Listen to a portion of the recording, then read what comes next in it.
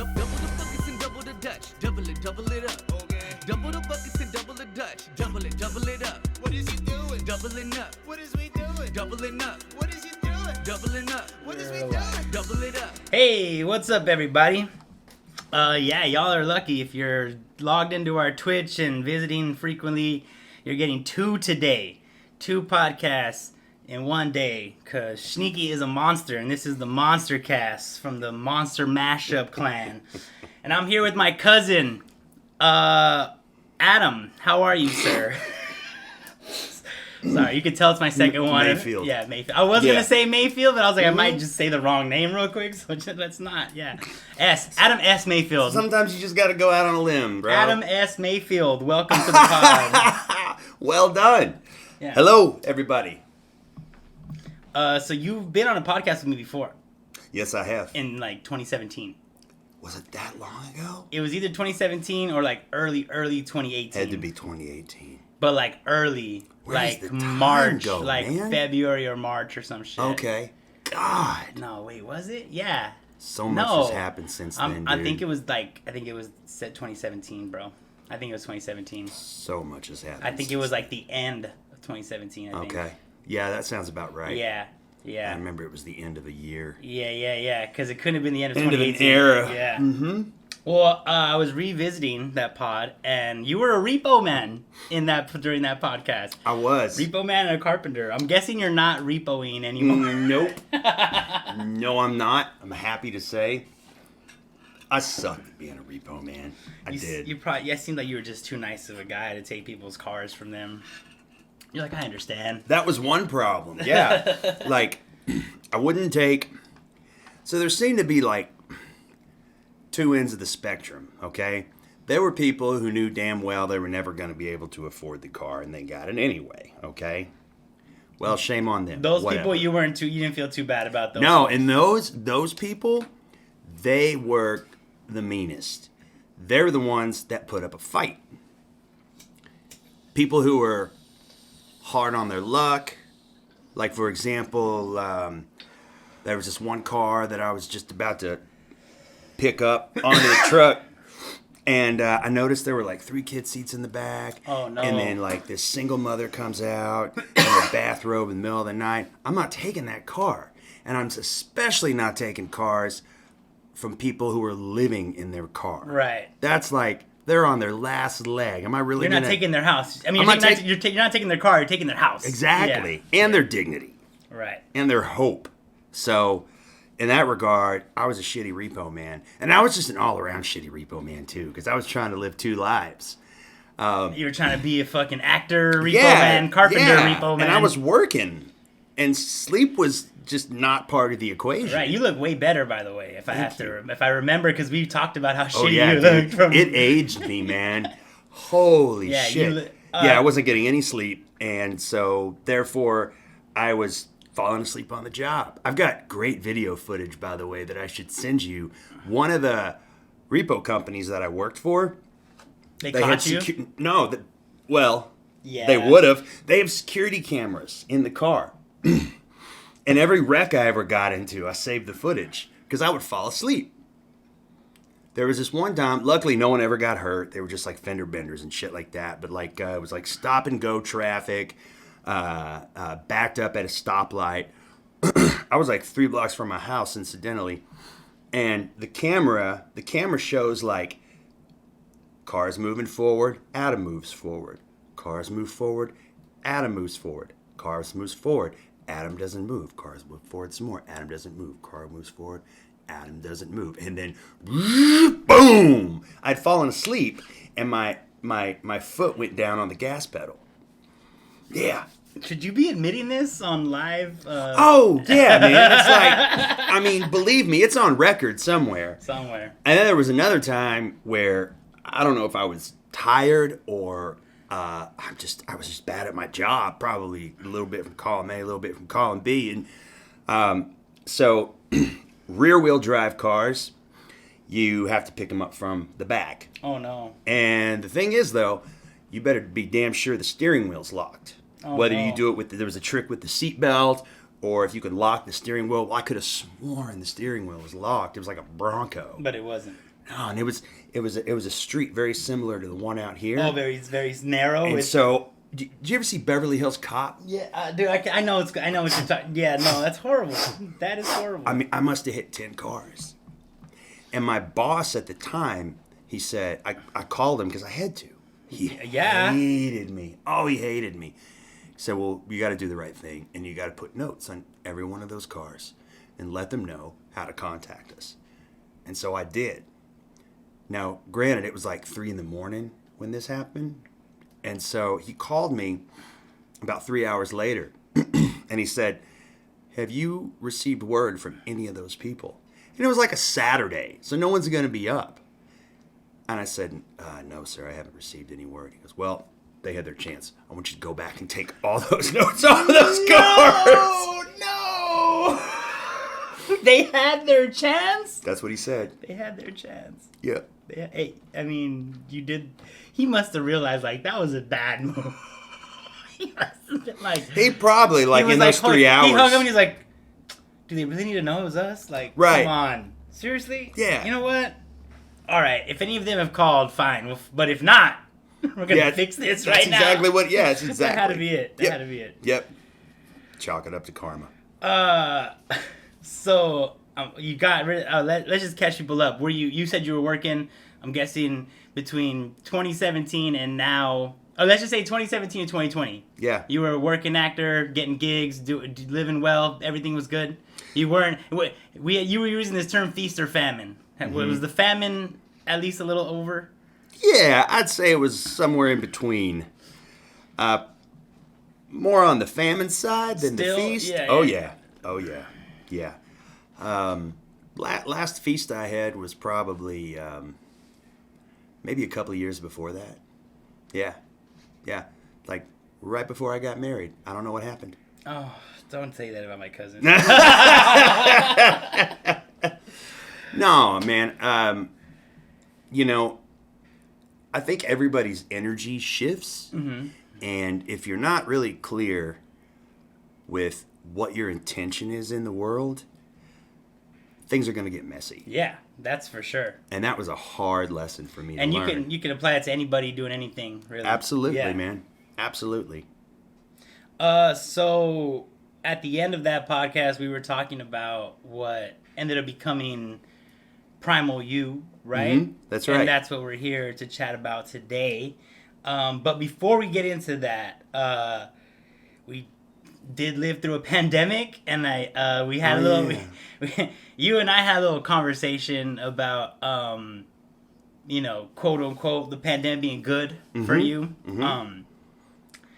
I know a lot of creatives and people like hustlers that were like grinding it out, who also had a similar like experience. Whew, this is nice. So like, there's no obligations, there's no expectations. Like, I literally can't do things, so that's cool, right? Exactly.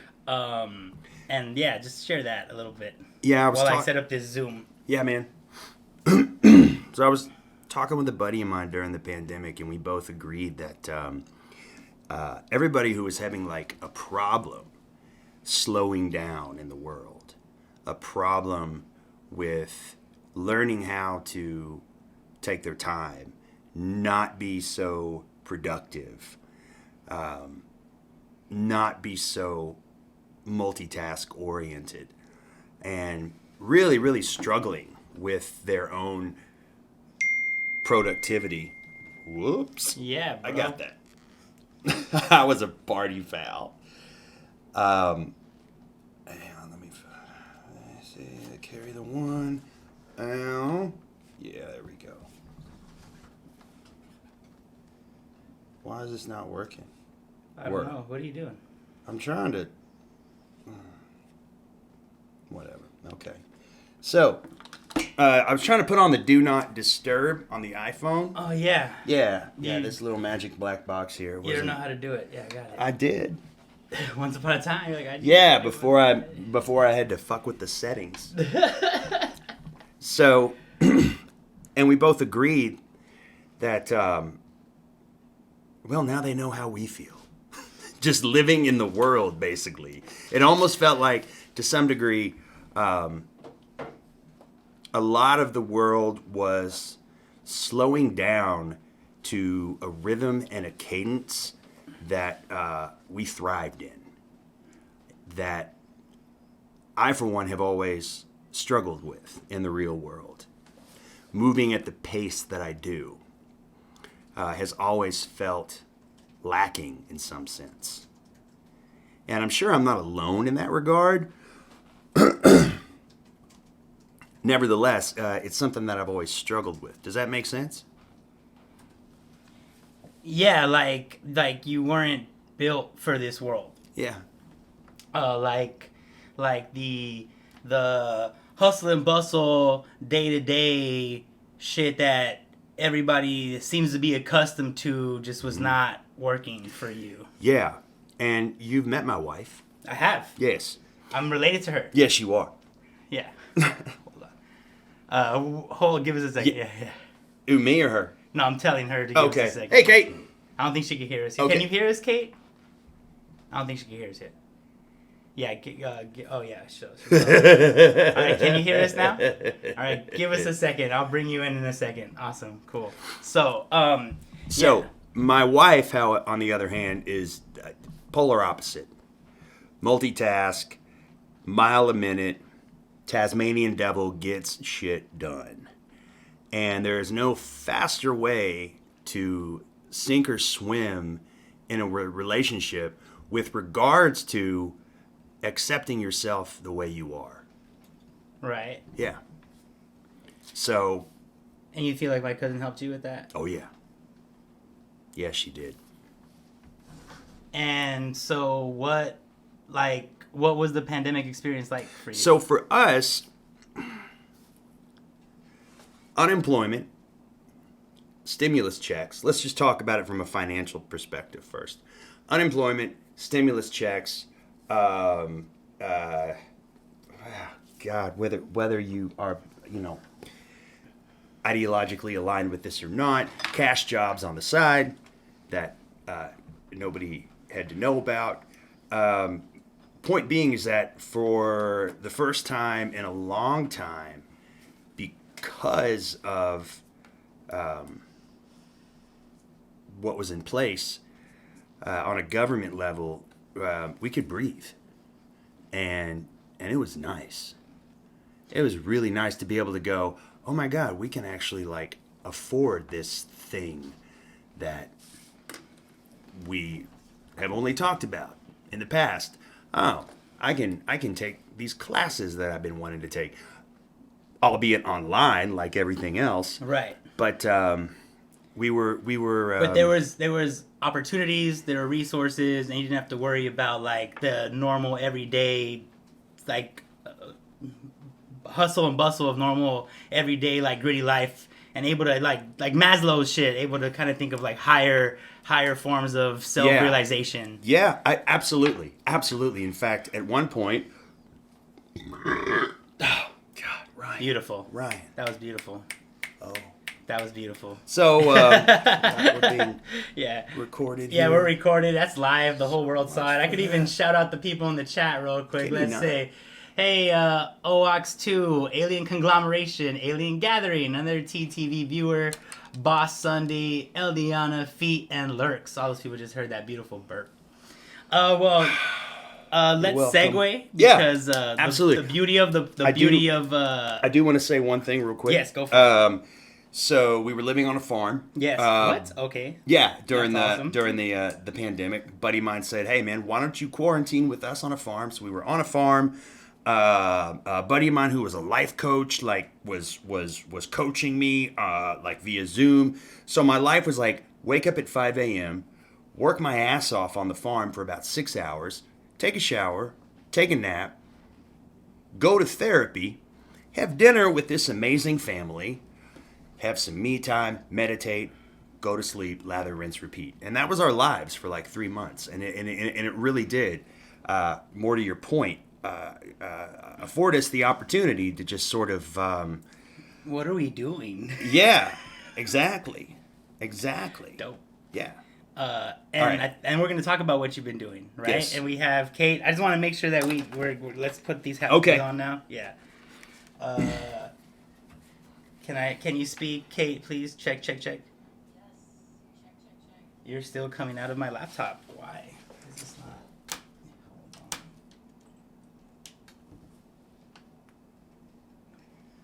Hold on. All right, and this is why we should test things ahead of time. But hey, we're here now. You did test it. I did, but everything always changes.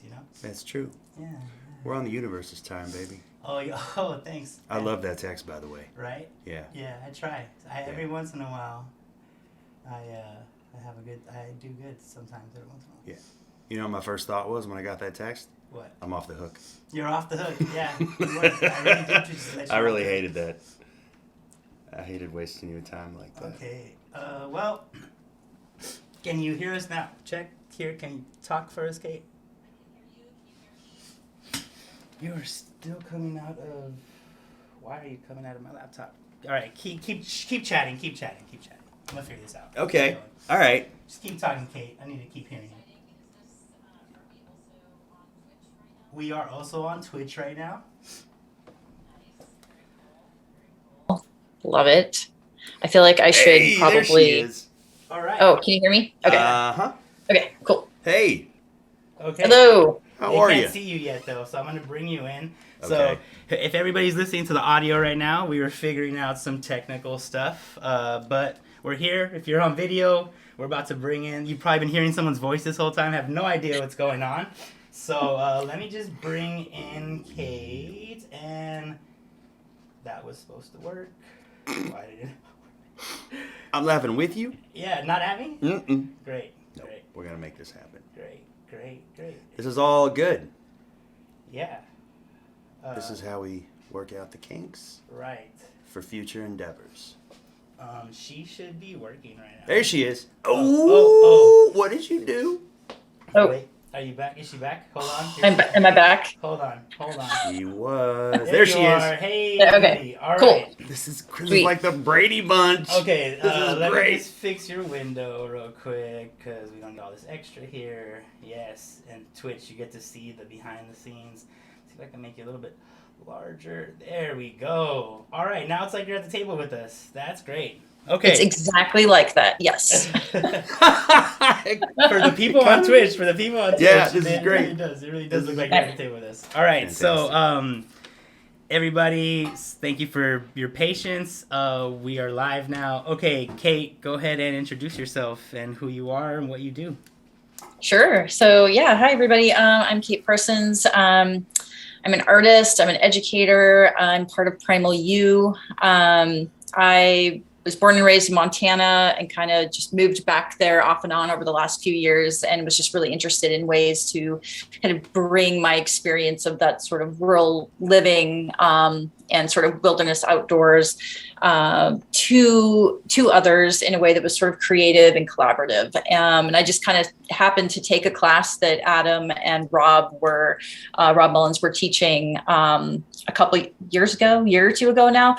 And we just sort of hit it off and started talking about how we could, start something on our own with kind of a unique positioning as far as some of these topics go. And Primal U is kind of born out of that. So when I'm not doing Primal U, I teach at Pepperdine University in Malibu and Art Center College of Design in Pasadena. I run a VR and AR company with my husband, Ben. And we always have a lot of stuff going on. But yeah, Primal U is definitely one of our focuses. So I'm sorry, I'm also an artist. So you say artist, my ears perked up, and I just want to know, like, what kind of art, like, what do you do? Do you also teach art? Are you in the arts field as a professor as well? Yes, I am. So, I mean, like most kids, I was always doing art when I was little, mostly just like drawing comic book characters and stuff. Was really into that, drawing people, really was into digital art kind of coming up to middle school and high school, and just kind of kept pursuing that over the course of like undergraduate and graduate degrees. Like digital art, VR, AR, and also just like, pen to paper analog. A lot of video art too kind of found its way into the mix. But yeah, I teach digital art at Pepperdine, and I work with some of the design students in the grad program at Art Center. So yeah, it's kind of, I work also with the sustainability department at Pepperdine as well. So trying to get a lot of these like environmental and like eco ideas kind of into the art space as well. So there's a good kind of like fertile ground, no pun intended, for like Primal U things there too. So. Why do you laugh at her? No pun intended. It was not supposed to be funny. It was no pun intended. Not the way I heard it. I wouldn't even pick up on it. Say that not because puns are the best. Like I live for puns, so I should just say, Yeah, pun intended. However, if you do not say no pun intended, some people miss the puns. Like myself. you would have missed it. Exactly. It would have went. Yep. They mostly do. All right. Well, now that we know who you are, you understand the power of content then. I don't know why I'm lecturing Adam on why, there should be a whole marketing campaign for this and how everybody needs to know about it. What the hell, man? You didn't tell me. We'll get to that. Yeah. All right. So we've been throwing around this word Primal U. We know Adam. Obviously, if people are just joining us and they haven't heard the previous podcast, you're like an outdoor survivalist, certified wilderness first aid, certified wilderness survival field instructor, among other things. And Kate is bringing like art and mindfulness and creativity to that space. I'm guessing is that where that partnership, because there is also a mind and mindfulness component to the outdoor wilderness component, right? Well, correct me if I'm wrong, Kate, but she also mentioned sustainability. Kate is an expert in the field of permaculture. Oh, and that is one of the elements that she brings to Primal U that is unique in what she has to offer, and it's fascinating and it's necessary. All right, so pause because I totally got off track because I was like, what? That's great. Okay, back up. Primal U, what is it? People have been hearing us talk about it. Obviously, I was saying there's a survivalist component, and you clarified there's a sustainability component. So now maybe the two of you together can figure out and how to describe what is Primal U to me and the listeners out there. Yeah, I mean, Adam, you had a really good sort of like elevator pitch for it the other day about Primal U sort of, helping you become like a whole person on nature's terms, right? Correct. Oh, correct. That's like a tagline, right? Yeah. Yeah, it was very, very good. You heard it here, folks. Heard it first here.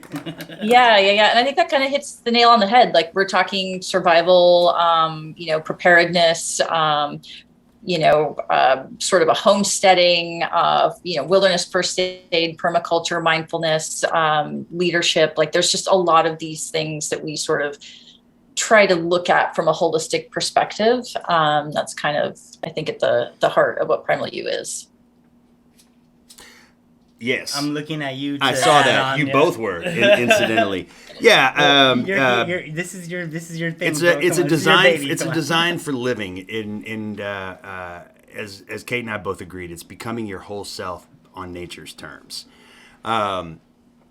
We all have these specific disciplines to bring to Primal U. Myself, Kate, our other partner, Rob Mullins, and Virginia, incidentally, who also contributes as well.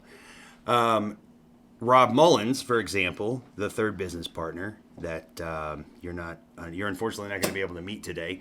Okay, we'll have our time. So his perspective that he brings is in leadership. Rob has been in the executive corporate world for many, many years. You wouldn't know that by talking to him. He's a good old boy from Ohio. And when he's not in a boardroom, he's probably skinning rabbits in his spare time. Okay, weird. Yep. Not weird. I don't know why I said that was not weird. To me. That was my You know what? It just because when you said it, it just sounded very psycho-killery. The emphasis. Like the way you said it was there's like this like he's skinning rats. Like it made it sound kind of like dressing hares. How's that? How about now he just sounds taxidermy? Maybe after. Yeah. So at any rate, Rob. So when Rob and I and Kate first started discussing this, I had these preconceived ideas of what what leadership is, right? Leadership. I've always associated leadership with corporate management style and so forth. And the more we got to talk, and the more I got to know Rob and his perspective on things and what his background is, this term leadership is in some sense an umbrella term for all kinds of things that just make us better people. Accountability, responsibility, self-integrity, and so forth.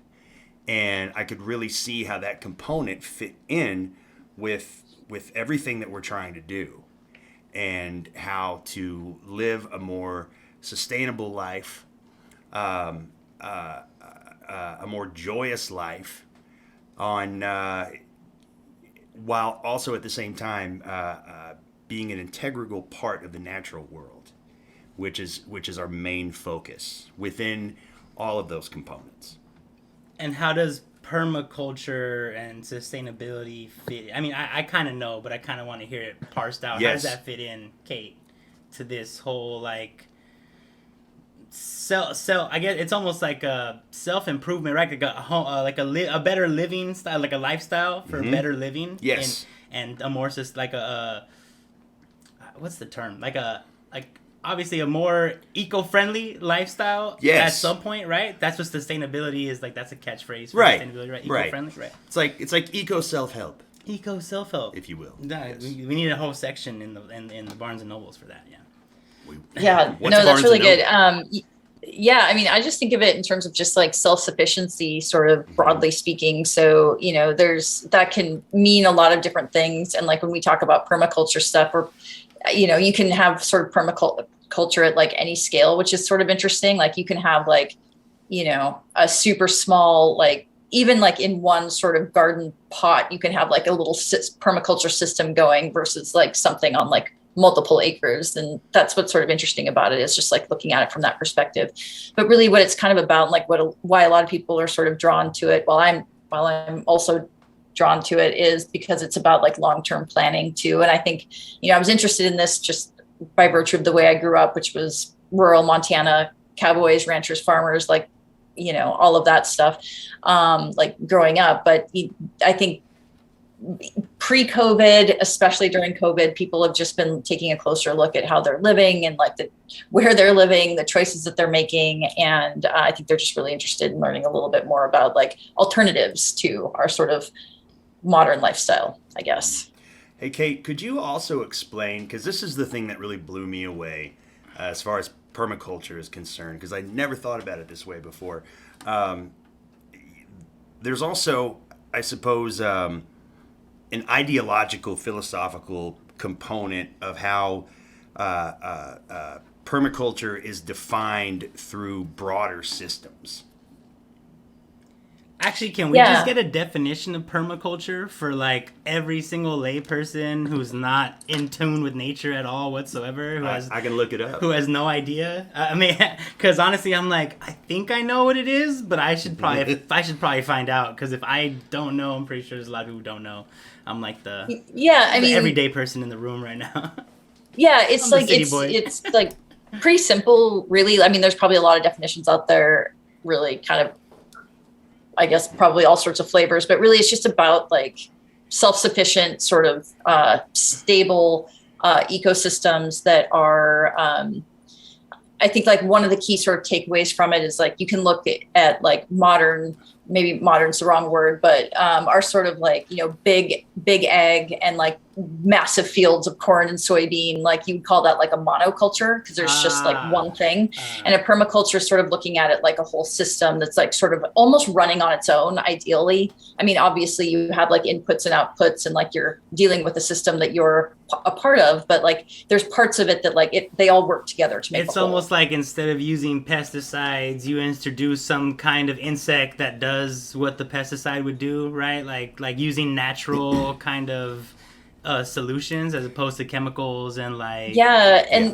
it's really like at all sorts of different scales. I visited this like right as LA was starting to shut down. I was driving down to the OC to do this like Airbnb online experience where somebody was just letting folks come look at their permaculture backyard. They had like a quarter of an acre or something in their backyard that over time they just turned into a permaculture sort of haven. And they just had chickens running around, you know, like kind of doing their thing, fruit trees, like plants, like it was very wild looking, but it was its own sort of ecosystem because the chickens fertilized the ground, which, helped the plants and, just all very holistic in that sense. So it reminds me of an episode of Chef's Table. Are y'all familiar on Netflix? Mm-hmm. And they have like that farm to table, but the farms are not like.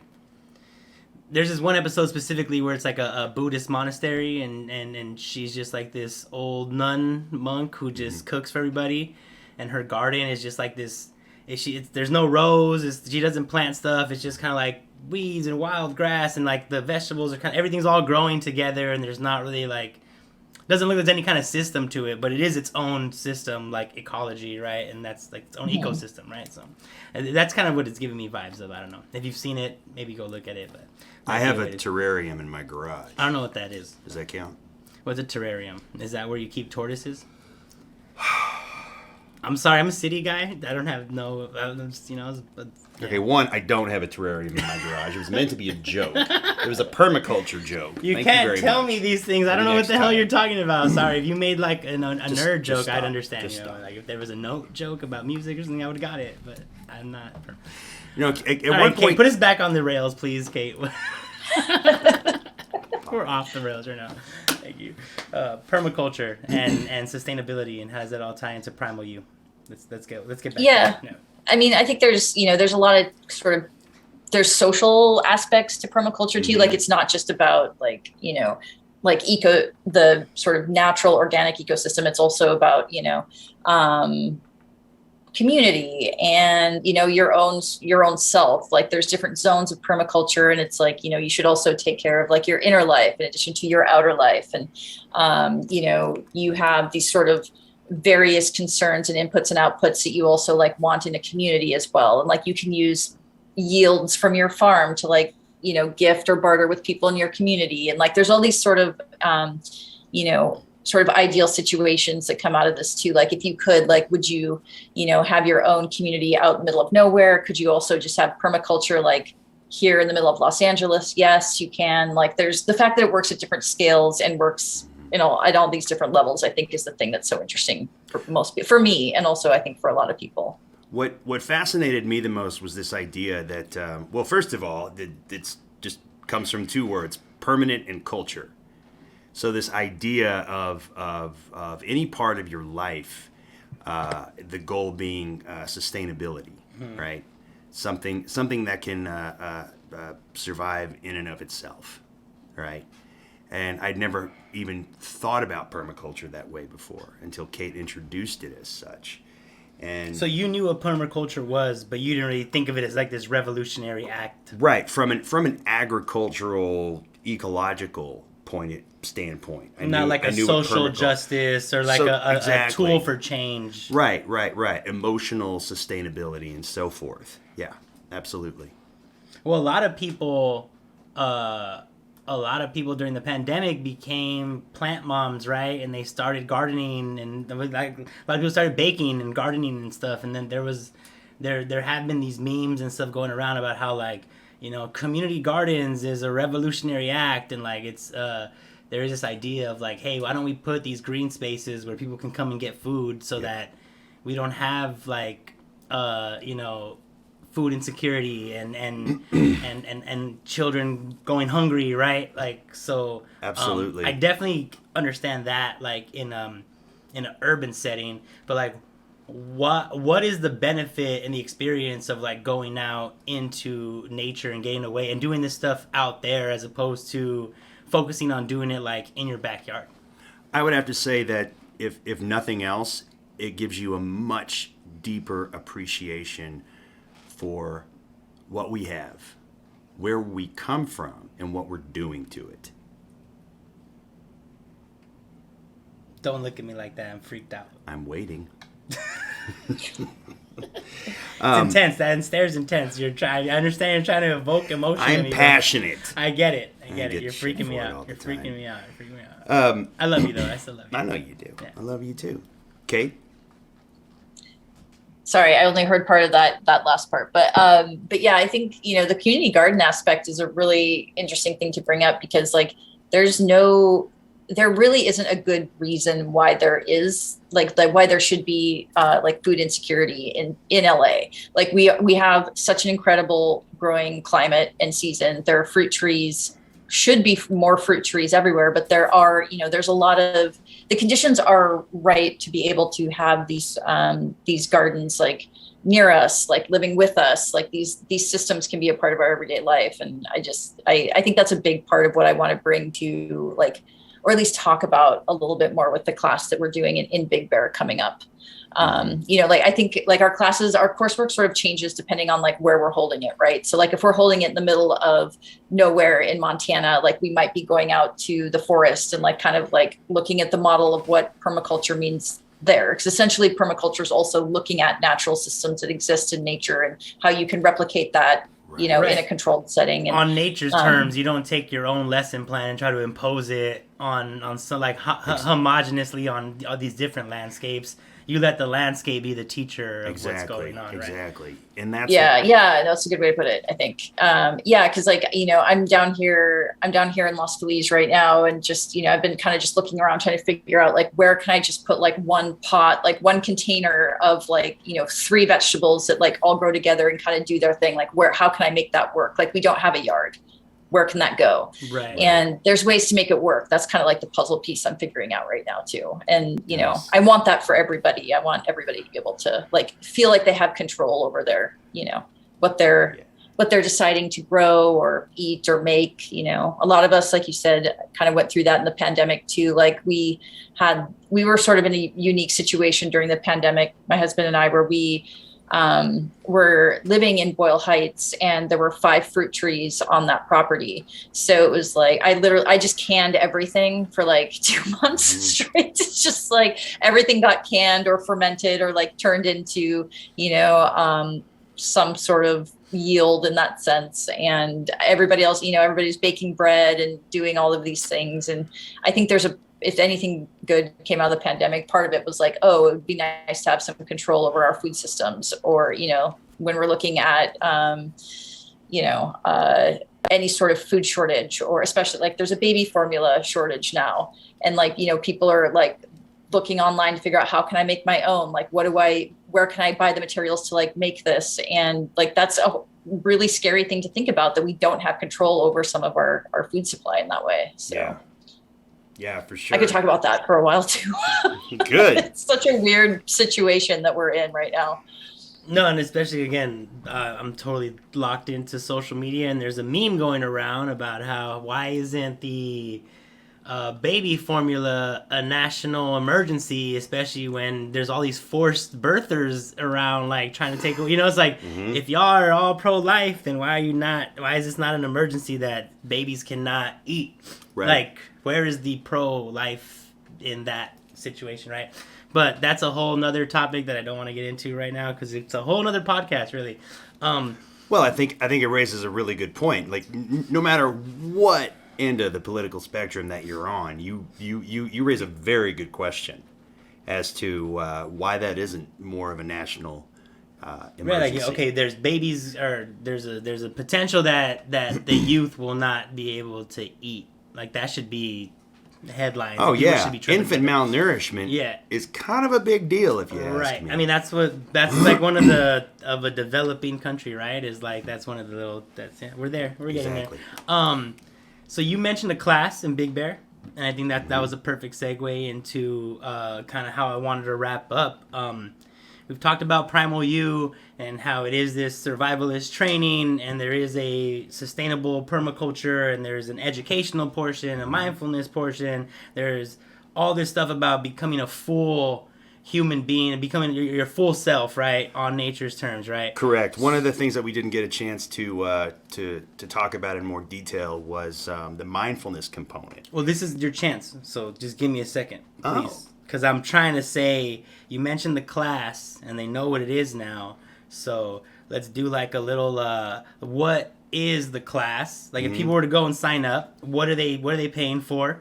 which would Okay. be this component what you were about to go into. What is the Primal You experience? Like, what can they expect when they go into the wilderness with you? Like, what are they gonna do? What are they gonna go through? What are they gonna learn? What are they gonna experience? What's gonna be the lessons? Like, how obviously it's gonna be challenging, right? Nature is not one to be trifled with on any kind of loose. You better be prepared to weather some of the nature that. So what? Oh, we're running out of time. I'm sorry, Kate. Do you want to come back in? I could stop this and start a new meeting. You can jump back in if you're down. Is that cool? Sure. Yeah, that's fine. All right, cool. And he's just gonna give us his Primal U experience, and then we'll have you come in and say what your portion of the Primal U experience is. Dope. Sounds good. Awesome. With all this fancy equipment, and all you got is the free version of Zoom. Are you fucking kidding me? I don't pay for things, man. I'm trying to make money here, not lose money, bro. Come on, man. All right, so the curriculum of Primal U. Yeah. Right. It's fivefold. Let me see if I did my math right. There's permaculture. There is survival, wilderness survival. There is bushcraft, aka primitive technology. There is mindfulness meditation and where it intersects with modern psychology, namely attachment theory. And there is also breath work, both from a physiological standpoint as well as an emotionally therapeutic standpoint. And that's what Virginia teaches. It's breath work. Yes.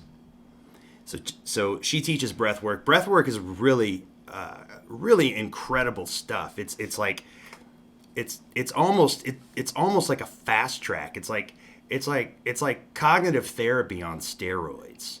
Breath work is this incredible tool to work through trauma, for example, that really informs the mind-body experience in ways that you weren't aware of it before, and you wouldn't be aware of it otherwise. So there's that component. And one of the things that I found really interesting, Kate, that I'd never thought of before as you were talking about permaculture, is how bushcraft, for example.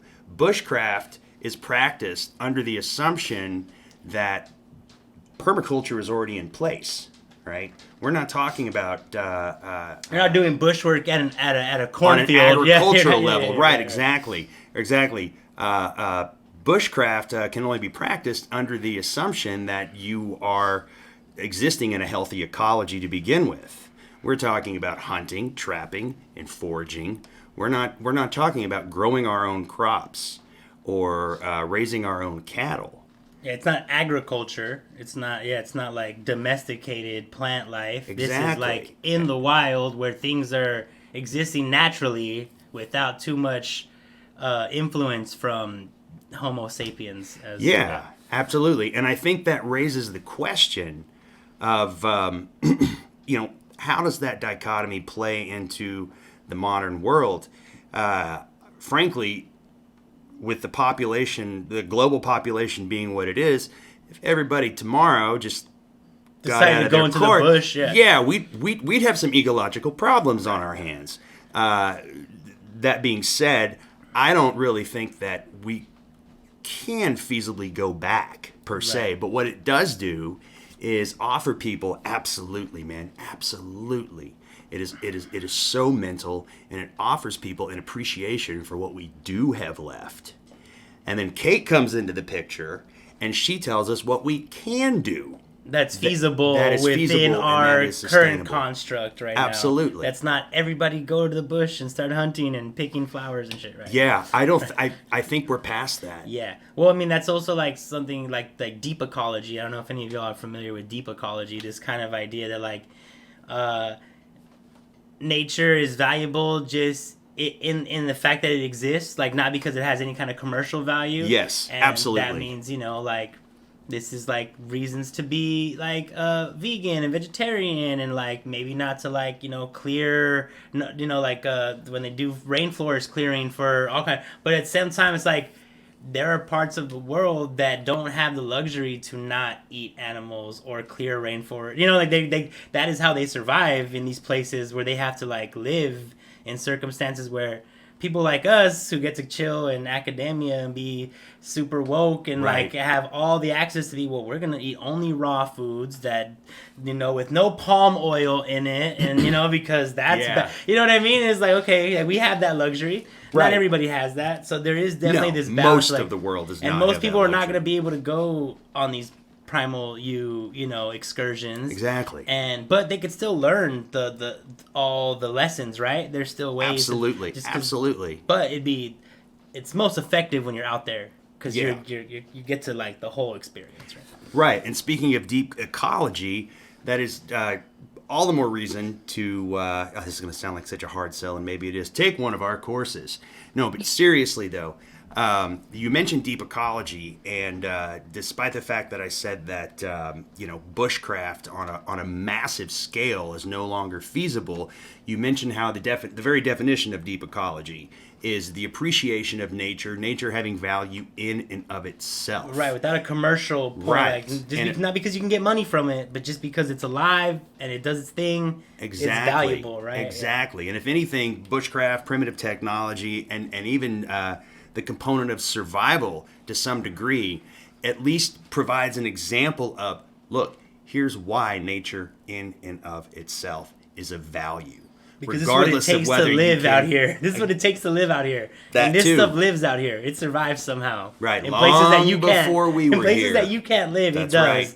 That's learn something from that. Absolutely. Absolutely. Right? All right, Kate, we brought you back. You're here. Everybody sees you. Get back in the convo. Hey, He no, went I over was his enjoying five. this. This is He went over his this is five great. pillars. If you just what you missed was the 5 concepts of what they teach. So, yeah, go for it. You're on. cool. Yeah, I mean, yeah, I don't know actually all of what Adam covered, I just made but it up. You just made yeah, it up? I don't know. Wow. I mean, I think No, I you know, just mentioned basically I broke it down into to catch you up the 5 components of what the Southern California course is going to consist of. Oh, cool. Okay. Mindfulness meditation, especially where it intersects modern psychology, particularly attachment theory. So there's one. There's permaculture. There is a more holistic, physiological, emotional component, which would be breath work. There would also be the component of wilderness survival. In other words, so the way I define wilderness survival versus bushcraft. Bushcraft is how to live in the woods. Survival is how not to die in the woods. There's a difference. Yes, there is. Interesting. That's a good thing to point out. Yeah. You would think that one is the other one. That they No, it's both not. are interchangeable. Not necessarily, Yeah, no. well- So those were the 5 components that I brought up essentially. Gotcha. Yeah, no, I mean, and I guess just to throw out a couple specifics out there too, like one thing that I think I might bring into, again, I mentioned this, but like, things change based off of it's a 7-day or 3-day or Correct. I don't know, 1 day or, however it is we're doing things. But I really kind of want to talk a little bit about sort of the homesteading aspect Mm-hmm. of permaculture too, which sounds like I'm talking about the Oregon Trail or something, and that's not really what I mean. Yeah. Right, it's more right. of what we talked about The before. Wild just West, how can you- pioneers and shit. And that's yeah, like how how can you preserve what you have or make the most of what you have? Like that's available to you. Like that's really, for me anyways, like a big part of it. And then like Rob's component that he's bringing to the table is very specifically like looking at like some personality assessments and leadership tools that kind of like look at your personality and like how you work with others. Oh, Which I that's think is true. probably- Rob's joining us, isn't he? Yeah, He you is. mentioned Yeah, you totally yeah. forgot how. That's the only shut up. That's the only reason that I didn't bring that up is because I forgot. Yeah, we just got a text from him. He's going to be with us on Saturday, I believe. Yeah, he's going to be there on the That's first great. day, which is really exciting because we Great. weren't sure, again, like I'm a broken record now when I talk about, that we have the different modules that we No, can please. offer. But yeah, Rob being there means that we can offer this leadership component that is like just so wonderful and really unique. He's got one called Life and Leadership Lessons from a Neanderthal. Like Yep. it's one little module that he has. And I think that one is, I mean, how Neanderthal. it's like quintessential Primal U, right? Yep. Like lessons from a Neanderthal. So that's a good one. I think everybody should look forward to that. I mean, I want to take the course just to find out. Like, what do the homies have to say?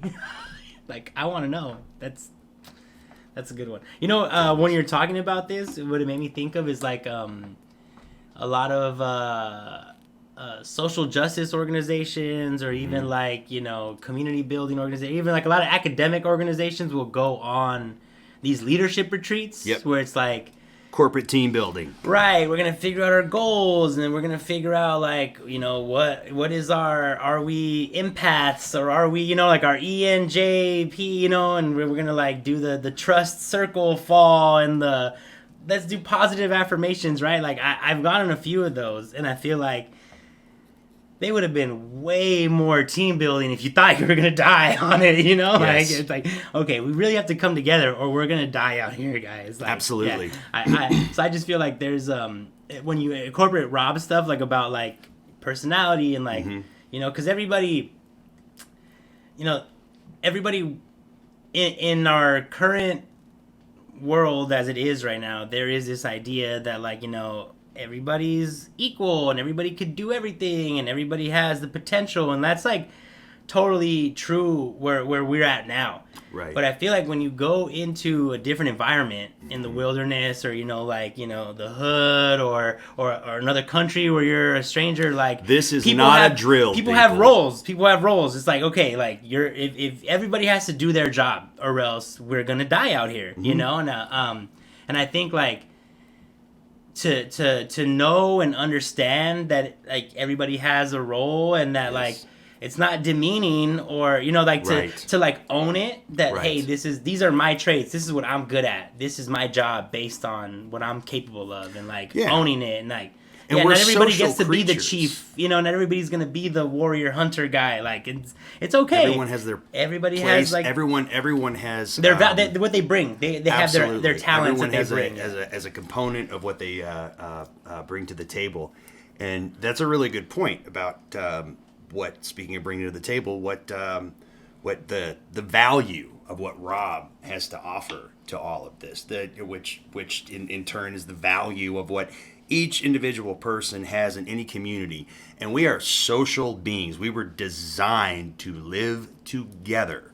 It wasn't necessarily survival of the fittest that brought us to where we are today, to the quote top of the food chain. Right. It is our ability to collaborate with one another and communicate and be intelligent and like create things, right? In like more than anything, I would say collaborate. Yeah. You try putting what's the next most intelligent mammal on the planet? Dolphin. Dolphins. Oh, yeah. You make a good point there. Okay. The one that no. You're right. I should have been more specific. Whales have the most complex vocal. No, but you make a really good point. So the one that we are most genetically compatible with, another primate. Yeah. You put a bunch of chimpanzees on a flight from here to Tokyo, not a one of them's going to be living by the time that flight lands. Right. Yeah. How is it that our species, you know, in spite of ourselves, have this ability and this willingness to collaborate? And that is why I think we evolved to the way we did. Not because of any competition that we won, if that makes sense. And so one of the components that Rob brings to it is how to coexist in those communities. Right. Yeah. And I think it's like super, like, it's a metaphor about how like everything in an ecosystem has its place and how they all have to live together, and getting back to like that's true. Homesteading and permaculture, like what do you have? Like, you know, like you might not have the farm or the you know the acre of land. Like, what do you have? And make that, you know what I mean? Work with what you have. Right. And what do your neighbors have? And how do you collaborate, right? And I think like all of that stuff, you would think that doing stuff in nature doesn't connect to like city life, you know? But you could take these lessons back, right? And I think absolutely. I think that's the part that's lost on people sometimes, is like, and there's a lot of things like that, you know? We talked about, you know, psychedelics and breath work and Absolutely. going on journeys, and it's like, yeah, it's hard and it's an experience, but if you take what you learned and you come back with it and apply it to like your everyday, Right. then it can be transformative. And that's impactful. what Kate like so brilliantly does. And I remember you doing this in the Montana course last year. No, but it's true. Did she go like this? It's true. Did she do it? She did. She did. It was adorable. Adorbs. How to bring what you've learned back into your own community. Do you want to talk a little more about that? Yeah, I mean, there's a lot that could be said about that too, but like kind of one of the things I alluded to and something that actually you just mentioned was, what that means when you, kind of come back to your community and see like how you can give back or help or, collaborate with, your neighbors. Like, like I said, where we were in Boyle Heights was a pretty fantastic situation because we had so much, and like a lot of our other neighbors also had a lot of fruit trees. We would do a lot of trades. Here in Las Feliz, like we have a loquat tree that I just did some processing on. So I'll have some shrubs soon that I can trade with people and like maybe trade for some pomegranates that somebody has in the neighboring yard. And, so we sort of enrich our own lives with something just even that simple as like, that sort of like not even bartering, almost gift economy in a way. I think it's called reciprocity. There's all sorts of ways. There's all sorts of ways you can like kind of, give back and think about how you can like help people or, like what do you have a lot of that you can share with others. So, thinking of it in terms of just like even a community service, I think is really helpful. And something that I think is really useful for people to bring back. If we learned anything from the pandemic, though, is people don't give a shit about being of service to other people.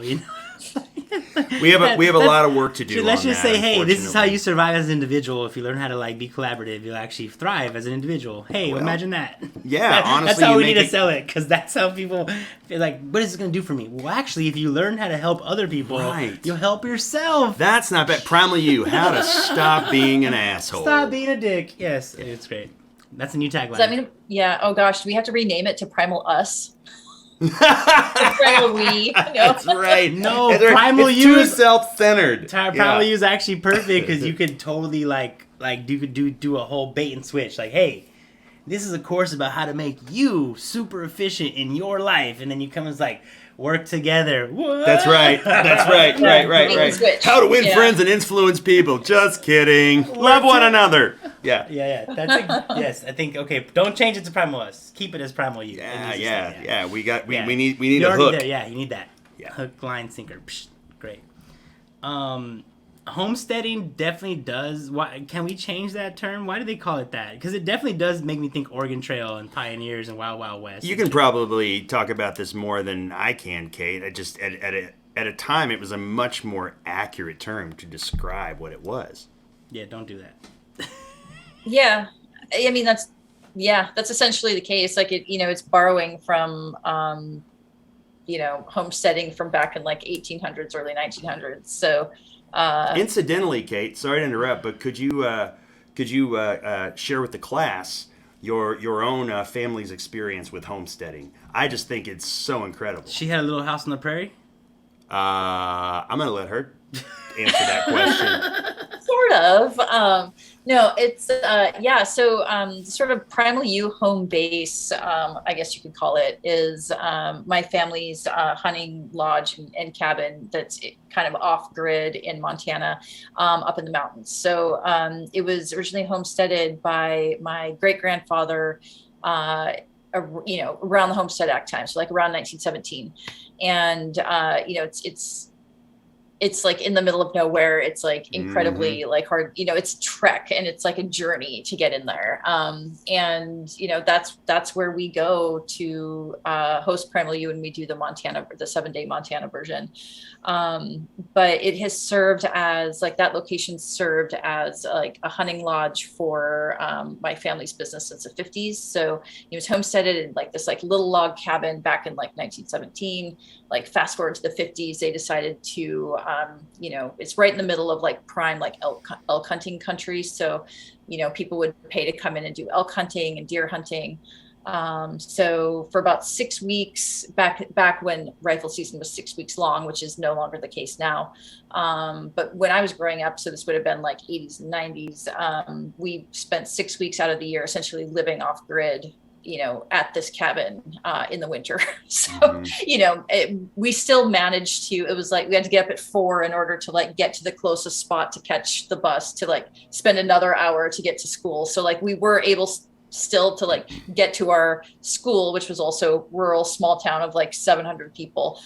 But, it was still, off grid other than that. Like we had a generator, but like, and like what amounted to sort of like a CB radio for a phone. But other than that, it was like, you're just up there, middle of nowhere. You're only seeing like the other hunters that are there in your family. That's it. Kate, you're the only person I know under the age of 80 that can truly say, back when I was your age, we had to walk 2 miles in the snow just to get to school. And we couldn't talk to anybody except on an old There's no CB radio. That's right. That's right. Exactly. And, really impressive. it's like, it was, it took me a while to realize that was not, in Montana, that's not like totally unexpected to like grow up that way, but it's also not totally the norm.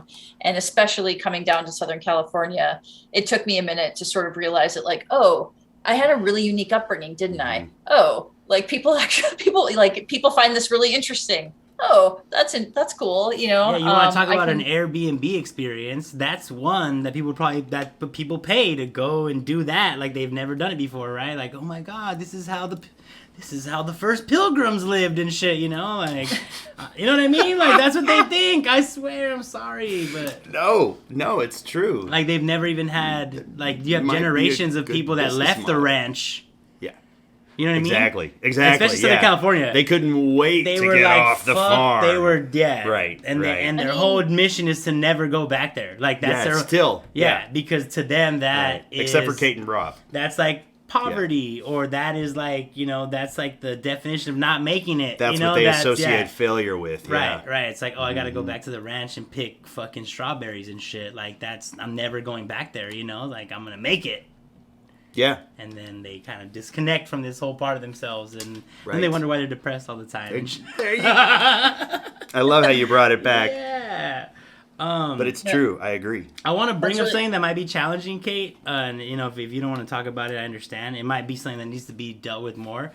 You brought up the Homesteading Act, and again, in like the progressive circles that I'm in here in Southern California, and, when we're doing like these large scale events, and we're talking about community building and equity and making sure that the people who actually live here are benefiting from the things. Absolutely. It just brought up this whole idea of like native land and that whole like the indigenous struggle, and I just wonder how does obviously, I'm not trying to have you be account for your ancestors. Like that's not what I'm trying to do. I'm just, how is Primal U here in the present day? Not, whatever. Obviously, like we're removed from that. We we have to exist on our terms where we're at here. How does Primal U address that that idea of like indigenous land? And when you go out to these places like these, and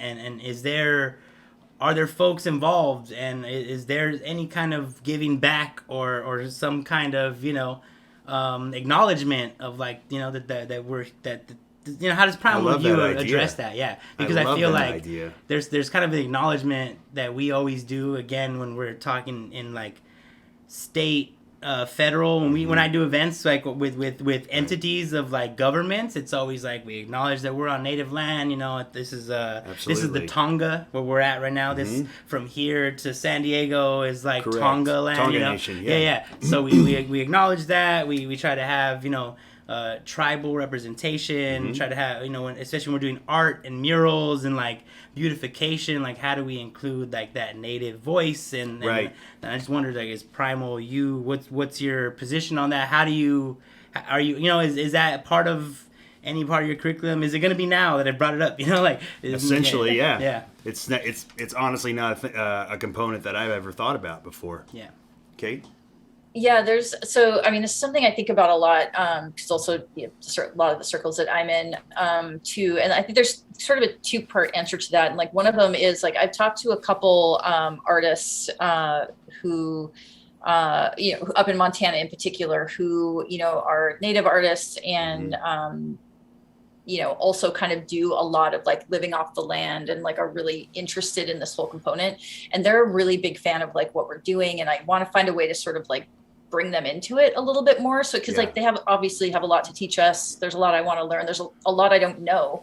And, about that area, and, they're just so well versed in it. Then the sort of second part of that is like curriculum wise, permaculture's sort of interesting. It's interesting and maybe a little bit problematic depending on who you talk to, because it's essentially, it was sort of codified as this thing called permaculture by these two Australian, like, white guys, back, in the like 80s. But and they're very vocal about this, and like, there's like no hiding this at all, but like everything within permaculture is like based off of Indigenous wisdom, like all of it.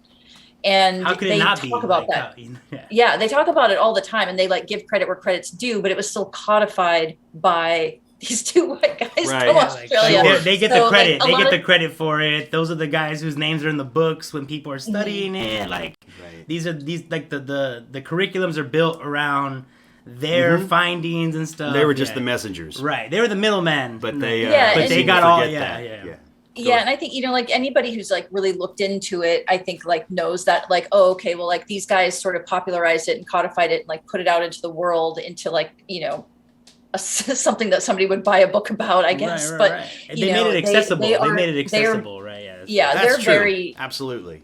Yeah, but if like if you look into it, they are very like open and honest about like where they learn these things, how they learn these things. Like they're very much about like matriarchal societies and like, things that from the outset, it sort of doesn't look like they'd be the poster children to like put out there.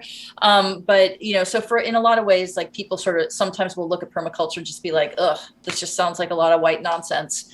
But that's not what there's more to it than that. Like it's actually really quite deep. It's pretty much all about Indigenous practices and research that are like millennia old, and like that's why it's so fascinating. It's like the people who knew how to like live with the planet and live together with things and like studied these systems, these ecological systems for generations, are the ones that we're actually learning from. And that might be a cool way to like put it in your curriculum, like when you teach it, like, hey, it's permaculture, but it's all basically, like just I'm always aware of like how things look, right? This is a perception, right? You got, you're white, you look white. I don't know if you're white, but you look white, You got white. She's pretty white. Yeah, you got white people taking other white people into the wilderness and teaching them fucking Native American shit. It's like, okay, guys, can we get a little self-awareness, and I'm not calling y'all out. This is all love, and I only bring it up because when you brought up the Homestead Act, it kind of triggered like, oh yeah, that ranch probably used to be like that used to be native fucking hunting ground as well, And again, not to call out, this is not about one of the things that cancel I want to culture do or anything like that. I'm just bringing it up because I have to. Like my listeners would be like, come on, Shneaky, you didn't bring that up. Shneaky, come on. Dude, you don't have to cover your ass here. I mean, I do. Don't worry about it. That's what we're live. I gotta cover my ass. We're live. No. So I used to volunteer for. I don't know why he hadn't called me back. Maybe I sucked at it. I used to volunteer for this organization called New Earth. It's an organization that I profoundly respect. It was started by a guy named Harry Grammer, who is still the founder, CEO. And my part in all of that was I would take inner city at-risk youth, mostly people, young people who had already done time, whether it was in juvie or even some federal time, depending on their age. And no, this way, over here, yeah. And I would take them out into the woods, and I would teach them basic survival and some bushcraft and things like that. One of the things that does bother me is that, for example, some of the best psychologists, clinical psychologists in the world, who would be considered the best, are also the ones who cannot, basically the people who need it the most cannot afford it. This is one of the problems I had with my old meditation teacher. Part of his curriculum was letting everybody know that people who are in underserved communities are the people who have the most attachment disorders, for example. And yet, this white guy was charging upwards of $1,500 per course. Some shit no one would ever in those communities would ever be able to Absolutely, and I afford, found yeah. it highly hypocritical. Yeah. So I'm glad you brought this up, because I would love to bring this into communities that would benefit the most from it. Absolutely. Yeah, and I mean, and I know, I'm sure Kate knows, like, there's grants, there's money for this stuff that Yes. will cover, like, because at the end of the day, like, this is America, capitalism, there's a cost to everything. You can't just do this shit for free, unfortunately. But there are ways, there are programs out there where that'll give money for you to bring this shit to the underserved communities. Yep. And one of the models that I wanted to use for the way home, before I figured out that I can't do this shit alone, was basically charge rich white people a lot of money so that I could then give Sponsor, it to yeah. less fortunate communities. yeah, I mean, that's beautiful. That'd be the way. Yeah. And again, if you can bring in, like Kate was talking about, these indigenous voices, to be part of it, and to, obviously I know a lot of their wisdom and a lot of their practices are private, and they don't share that with outside folks. But I know there is stuff that they would be happy to let y'all know, like, yo, don't do this, like, like, stop fucking up, please, and thank you, like, I'm sure, Yeah. In line with organizations like the Pachamama Alliance in Ecuador. I ran into that while I was in Guatemala recently. I was looking for community elders. Are you kidding me? It's been How long have we been going here? 90 minutes. Yeah. I mean, there are 45 sessions. All right. Well, we're almost at we're at an hour 13 as far as what we've been streaming live. All right. I'll save that story for another time. All right. Kate, before we lose you again, is there anything you want to say? I know I just kind of like maybe threw you and your family under the bus. Was not my intention. So I'm gonna give you the last word right now. So. Oh no! You're totally no. It's all good. I just, hopefully the people that are listening to this are, interested in finding out a little bit more about what we're doing and the different offerings that we have.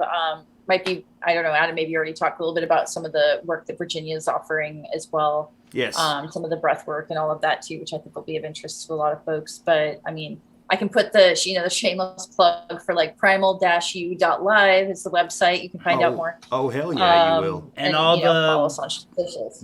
This will be up on YouTube in like 2 to 3 weeks. Fantastic. And we'll put whatever links you want in there. I'll text y'all and you can send me whatever links. So they'll be all in the description of the YouTube video. And as well as the audio portion, it'll be all links all in there to whatever you all want. So if you're listening right now and you want to find out more, where can they find you now? If anybody's like listening right now and they don't want to wait 2 or 3 weeks, it was Primal. One more time, the website was primal-u.live. .live. And if you want to find us on like Twitter, actually, I'm going to just double check this real quick that I don't send you down the primal dash the letter U. Yeah, .live. not YOU, the Correct. letter U. Yes. Primal dash the letter U dot live. LIVE. It's a play on words. I feel you. Yeah. I got it. Primal University. Yeah. I got it. I'm a rapper, bro. Okay. I'm a rapper. I know what you're doing. I rap. Yeah. Go ahead. Sorry, Kate. Yeah. Oh no, it's all good. And then Twitter is primal _ the letter U, and then Instagram is Primal University. Well, if I would have known you had a Twitter, what is it again? Primal _ U. I mean, we haven't been super active on Twitter. But it's there. Workshops in leadership, survival, and creativity, and mindfulness. Your Twitter is linked here, but your Twitter is not great, Adam. You have a website up there. My Twitter or Primal U? No, you're listed on this Primal U Twitter. Oh no, I haven't been on that. So yeah. Wait, is this you? This is you know. right here? Is this you right here? Oh yeah, This is that you? that yeah. Yeah, All right. that's Good to know. Let's come on. We're gonna lose Kate soon. Let's get No. back to Kate. Okay, so well, I'm on Twitter actively, so I will tweet all of this stuff. Okay. Because I actually tweeted that I was going live, but I didn't tag you because I didn't know you had a Twitter. But I will repost the replay and I will tag your Twitter. So maybe Primal you can get some new. I'm more of love an on the Twitter. Instagram man these days. Yeah. I tagged you on Instagram though, so you can share Boom. it there. Is there a Primal U Instagram? Yes, Kate? there is. There is, yeah. It's Primal University, all one word. We're a little bit more active there, so Well, you know, follow you there either as way. well. Primal Universe. That way, when I post this and I tag the clips or whatever, I Yeah. can tag all the stuff, and Thank also you. it'll go into the description and all that. Awesome. All right. Any last words, Kate, before I lose you? Just thanks so much for for your time. Thanks to the listeners that are out there listening, and hopefully future listeners who listen to this in the future. Yeah, happy to be on here and talk about this a little bit more. Yeah, and I hope next time you can be here in person, and we'll be more prepared because I'm pretty sure it was obvious that we were like, hey, we're just do this thing, you know. So, and I hope that maybe there's a Primal U podcast coming maybe in the future. That would be really dope. It is in talks and it is in the works. And I hope Yes, it I hope is. I can help facilitate that because I would love it. I would love to because We I would think this too. stuff is important and it really jives with what I do. And Yeah. hopefully I could tell you more, Kate. I don't know, Adam's probably filled you in, but like I have a lot of ideas about mental health and